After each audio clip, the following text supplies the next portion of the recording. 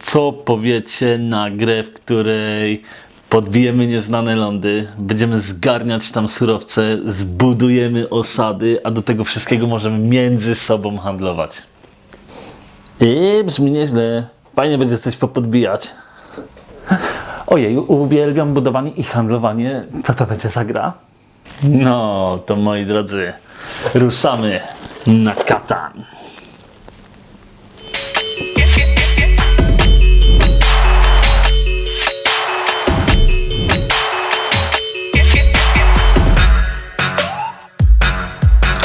Katan jest grą, która obiecuje nam podbijanie nieznanych lądów. Oferuje nam zarządzanie swoimi włościami, budowę małego imperium, zdobywanie surowców, handel ze współgraczami. To wszystko brzmi fantastycznie, ale tego tak naprawdę nie ma w Katanie. Przynajmniej dla mnie. Mamy tutaj głównie wersję demo, mechanik, wiele obietnic i grę, która w zasadzie wcale nie jest taka dobra. Cześć, ja jestem Kuba z bloga amatorplanszówek.pl i dzisiaj porozmawiam sobie z wami o Katanie, czyli grze kultowej, grze uwielbianej przez miliony i moim zdaniem grze, w której jest strasznie mało gry. Katan ma na karku 26 lat w momencie, jak nagrywam ten filmik, o ile się nie mylę.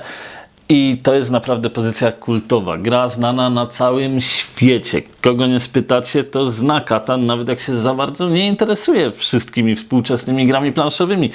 Ten tytuł mogliśmy nawet oglądać w różnych filmach i serialach, gdzie się tam gdzieś przejawiał w tle. I skąd ta popularność? Skąd to uwielbienie dla Katanu? Skoro, tak jak mówię, w tej grze jest mało gry. No dobra, może nie tak mało gry, ale na pewno jest jej sporo mniej niż faktycznie nam obiecuje. I to wam zaraz spróbuję udowodnić, a przynajmniej pokazać, jaki jest mój punkt widzenia na ten temat. No ale czy w takim razie warto sięgać po Katan? Co on robi źle? Odpowiedzmy sobie na te pytania. No dobra, to wam pokażę, jak się buduje prawdziwe imperia. O, dzięki. Biorę owieczki i żelazo. No zaś nic nie zrobię, no. O, biorę znowu owieczki i zboże. I teraz mogę wybudować kolejne miasto. Jedną z rzeczy, które obiecuje nam Katan, to jest właśnie tworzenie naszych osad, podbijanie terenów, zbieranie surowców i wszystko to nie działa. A czemu nie działa? No nie działa temu, że jest całkowicie losowe. Wszystko, co tu się dzieje, opiera się o te dwie kostki. I chcemy sobie ułożyć jakąś strategię. A dobra, tu zaraz zbuduję osadę, tutaj to, dobra, potrzebuję jeszcze tylko rudy żelaza, będzie super, rzucam kością. Znów się nie udało. I tak kilka kolejek. Mam już całe multum drewna i gliny, mogę zbudować całe autostrady, ale nie zbuduję tej jednej osady, nie zbuduję tego jednego miasta i tak będę kulał i nic. I niestety tak może być. Cała mechanika tworzenia tu naszych osad, rozbudowy i podbijania terenów to tak naprawdę tylko jedna wielka losowość. Nie podejmujemy żadnej decyzji. Jedyne co możemy, to reagować na to, co nam wypadnie na kościach. A wierzcie mi, czasami te kości bywają tak bezlitosne, że możecie rzucać i rzucać. No i choćbyście bardzo chcieli, to nie uzbieracie surowców, które są wam potrzebne. Tymczasem rywal obok weźmie, będzie za każdym razem kulał. O, super, stać mnie teraz na osadę. O, super, rozbuduję ją do miasta. Wow, zbuduję za jednym zamachem 3 drogi. Kurczę, ale mi dziś fajnie w kościach idzie. To nie jest dobra mechanika dla gry. Siadając do gry, szczególnie takiej, gdzie mamy coś podbijać, gdzie mamy walczyć o surowce, ścigać się o wygraną, chcielibyśmy podejmować jakieś decyzje, a tu nie podejmiemy, bo wszystkie decyzje podejmują za nas te dwie małe kosteczki. To nie jest dobre. Losowość przy budowaniu dramat, naprawdę.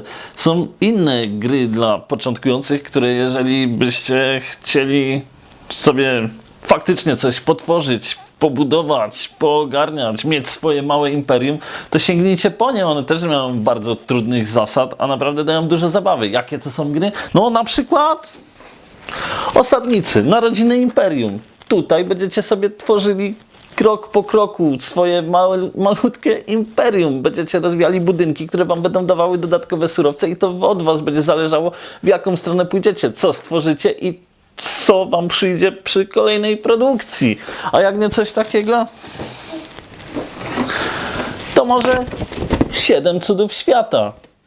W tej grze również budujecie starożytne imperium, rozwijacie je, dokładacie nowe budynki, które dają wam surowce produkcyjne, za które możecie kupować kolejne budynki, a które na końcu wezmą i wam dadzą punkty zwycięstwa.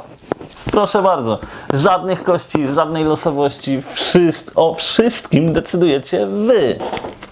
Ha, no to ja buduję drogę. I pyk, 2 punkciki wpadły. O, ja teraz zbuduję 2 drogi i odbiorę ci te 2 punkty za najdłuższą trasę. Katan pozwala nam zgarniać punkty za różne rzeczy. Jedną z nich jest budowanie dróg. Wszystko super. Osoba, która ma najdłuższą drogę, zaczynamy liczyć tą najdłuższą trasę od drogi złożonej z 5 elementów, uzyskuje kartę wartą 2 punkty zwycięstwa. Wszystko fajnie. Kto inny przebije tą długość trasy, no to odbiera temu graczowi, co miał wcześniej tą kartę i to on ma 2 punkty zwycięstwa. Też wszystko super. No ale znowu kości. Znowu to, gdzie zbudujemy trasy i w jaki sposób będzie zależało od kości. Do tego przy większej ilości graczy, od 3 do 4, przy 4 łatwo się tutaj zablokować. Dalej już nie pociągniemy naszej nitki i to też jest taka trochę ułomna mechanika budowania tras. A jak chcecie pobudować faktycznie ciekawe trasy, mieć wpływ na to, jak one wyglądają, to jaki mają przebieg, żeby miało sens i też można sobie zbudować najdłuższą trasę, sięgnijcie na przykład po takie wsiąść do pociągu.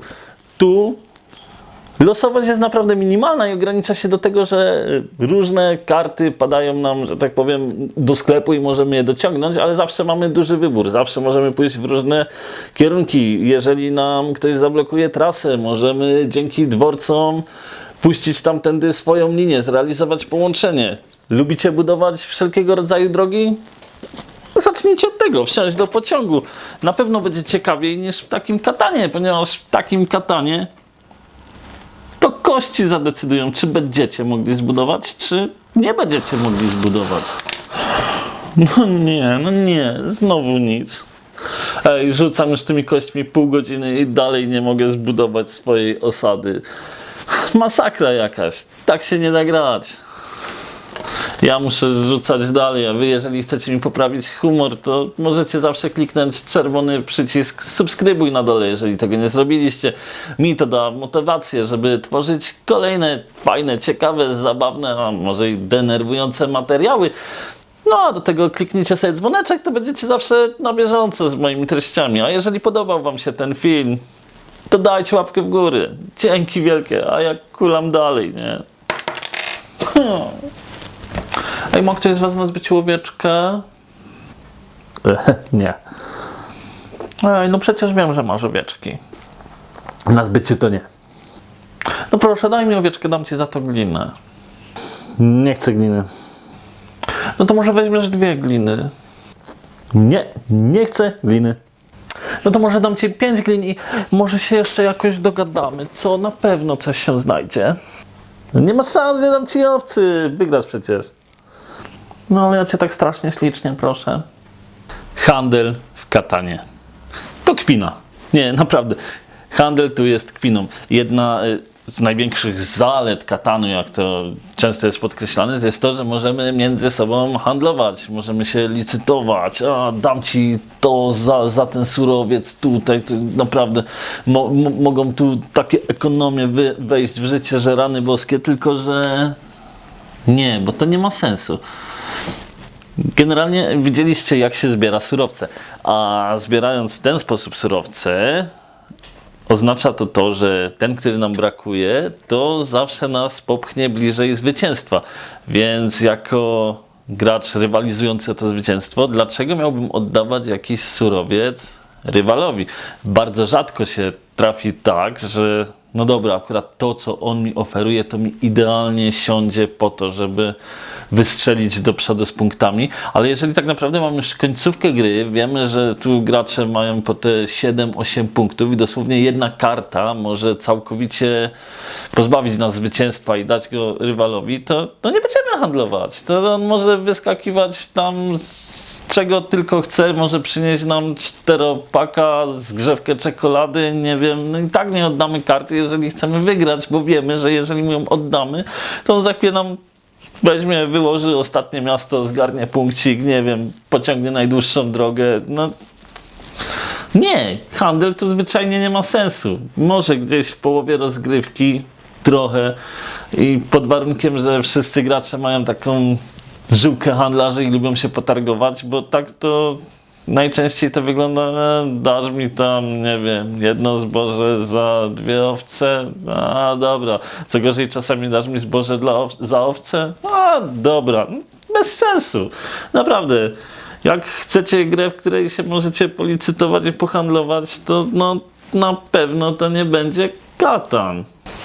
Chcecie jakąś grę, w której naprawdę możecie się policytować z innymi graczami, a potem podbijać tereny i budować coś, co was doprowadzi do zwycięstwa?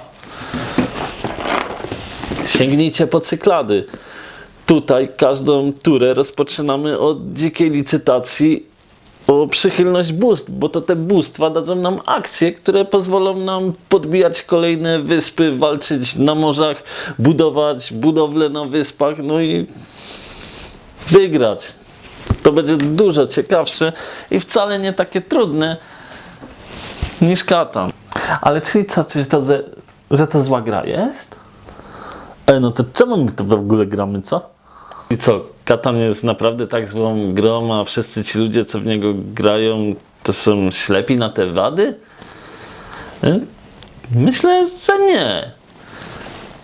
Katan dla mnie osobiście jest taką wersją demo różnych mechanik. Ciekawą obietnicą tego, jaki świat nas czeka, jeżeli zagłębimy się w gry planszowe. I powiem wam szczerze, ja naprawdę lubię sobie siąść do Katanu.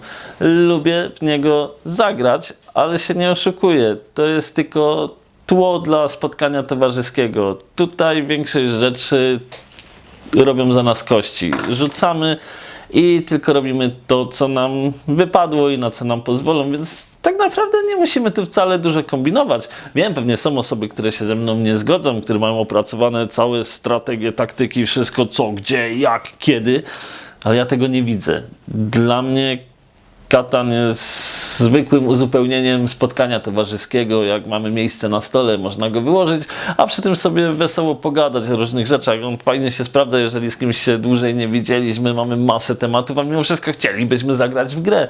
To tu sobie jedna ręka, jedno oko panują nad tym, co jest w Katanie, a reszta skupia się na tym, co u kogo słychać i jak tam minęły ostatnie tygodnie. Tyle. I czy to znaczy, że nie powinniście kupować Katanu, nie powinniście na niego zwracać uwagi w ogóle? To zależy, bo jeżeli jesteście zupełnie nowi w kwestii planszówek, nigdy w nic nie graliście, to podejrzewam, że ta gra wam naprawdę spasuje. To się wam spodoba, bo tutaj faktycznie, porównując do takiego Chińczyka, w którym też rzucamy kośćmi, to nie przesuwamy pionka, nic. Tu faktycznie się dzieje. Tutaj po każdym rzucie kości zbieramy surowce. Możemy je wydawać na różne rzeczy. Jeżeli mamy dobrych towarzyszy do handlu, to może i coś pohandlujemy, więc w porównaniu do takich ubogich gier planszowych Katan oferuje naprawdę wiele i szczególnie na początku zakochacie się w nim. Właśnie dlatego przez 26 lat to jest jedna z najlepszych gier do wprowadzenia ludzi w świat planszówek, ponieważ osoby, które nigdy wcześniej nie grały w jakąkolwiek współcześniejszą grę, siadają do niego i jest po prostu co tu się dzieje? Tylko teraz co, jeżeli kupicie sobie Katan, będziecie chcieli w niego zagrać, to nie zatrzymujcie się na nim. Rozegrajcie trochę partii, wciągnijcie paru znajomych, bawcie się świetnie, bo podejrzewam, że w takiej sytuacji, w takich okolicznościach będziecie się bawić świetnie, ale nie zatrzymujcie się na nim. Sięgnijcie po jakąś inną grę, bardziej rozbudowaną, taką, która pokaże wam, ile może zależeć od was, jak możecie grać i się bawić, samodzielnie podejmując decyzje, kreując sytuację na stole. To jest fantastyczne w grach planszowych, że to wy decydujecie o tym, co się dzieje i to wasze ruchy, postępowania wpływają na to, czy wygracie. W Katanie tego nie ma. W Katanie o wszystkim decydują dwie kości, natomiast on was fajnie wprowadzi w grę, pokaże wam, czego możecie się spodziewać po innych grach, a potem w miarę szybko sięgnijcie po te inne gry, które rozbudują wszystkie mechaniki. Wtedy zobaczycie, jaki to piękny świat planszówek. Natomiast jeżeli macie już inne tytuły, w sumie ze współczesnych gier prawie wszystkie są bardziej rozbudowane, je ogarniacie, to istnieje duża szansa, że przy Katanie zwyczajnie się wynudzicie. Jeżeli lubicie walczyć o zwycięstwo i to zwycięstwo ma być zasługą waszych poczynań, to Katan nie jest dla was. I ile byście nie słyszeli zachwytów na jego temat, bardzo możliwe, że się przy nim zwyczajnie wynudzicie. No chyba, że tak jak ja, będziecie traktować go jako tło do spotkania towarzyskiego. U nas trafia na stół nawet często. Znaczy, to nawet nie jest mój egzemplarz, ponieważ z tych powodów, które wam przedstawiłem, nie planuję kupować Katanu. Ale różni nasi znajomi mają Katan. Katan trafia na stół, oni go bardzo lubią i zasadniczo zawsze jest dla nas takim tłem spotkania. Po prostu leży sobie na stole, coś tu rzucamy, coś tu budujemy, ale tak naprawdę skupiamy się na sobie. I do tego Katan jest świetny. Pod tym względem jest to kwintesencja gry towarzyskiej. Nie jest to żaden durny, prosty quiz, ale coś bardziej rozbudowanego, przy czym można zwyczajnie sobie posiedzieć i spędzić ze sobą czas. Tyle. W ogóle ostatnio to wyczułem fajny szlak na Magórkę. Taki prościutki, nie? Naprawdę? Oj, to muszę się tam wybrać ze swoim piesełkiem. To może pójdziemy jutro razem. Dzięki wielkie. Podejrzewam, że wielu was wkurzyłem, mówiąc, że Katan nie jest grą, dlatego komentarze są do waszej dyspozycji. Bardzo chciałbym wiedzieć, co was urzekło w tej grze i dlaczego ją lubicie, dlaczego chcecie w nią grać, dlaczego zawsze was bawi. I podkreślę jeszcze, że nie grałem z dodatkami. Nie mam pojęcia, jak one rozbudowują tę grę, ale tam chyba dalej wszystko zależy od kości, więc to i tak nie jest zabawa dla mnie. Dajcie znać w komentarzach, co wy sądzicie o Katanie i dzięki wielkie za oglądnięcie tego materiału. Do zobaczenia. Cześć!